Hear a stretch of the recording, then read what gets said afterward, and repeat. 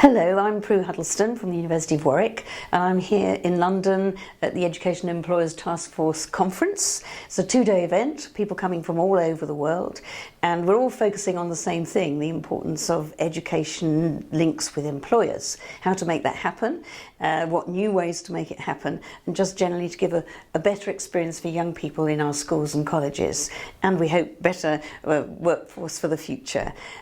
We've learnt a lot, but also we've heard a lot about what's gone before, and I think my plea from this conference would be, let's forget the policy amnesia. That is forgetting it, but policy amnesia seems to be one of the key things here. We've done a lot of this before over many years. Let's try and concentrate on the good ideas, what worked, and take those forward rather than constantly just wringing our hands and thinking, what are we going to do? Because there's a lot of good practice, we're able to share it. I hope we can take it forward to make young people's lives in school, college and workplace better.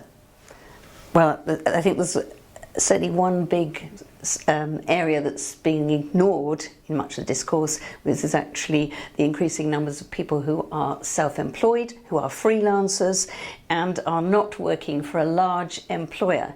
They don't have a workplace except perhaps their bedroom or the hotspot in Starbucks. They're doing very well. Many of these work within the creative and cultural sector, which is growing, which has made the biggest contribution to our economy of any sector over the past 5 years, and in fact didn't suffer during the recession.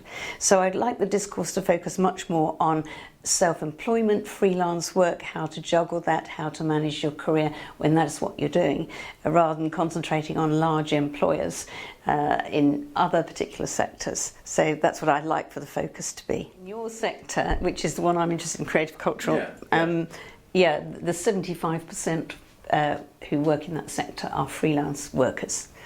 And it's made the biggest contribution to gross value added in the economy of any sector.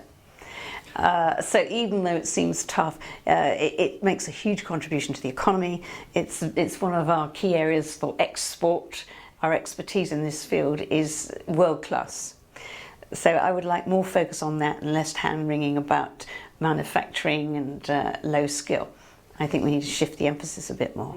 A lot of these conversations, a lot of the presentations have been about large companies, employers, and the fact is that the employment is changing.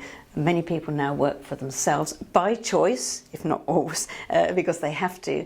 And that's the reality for a lot of youngsters, and that's what they need to be prepared for, because you need a different skill set. You need the technical skills, but you need all those other skills, which is so important.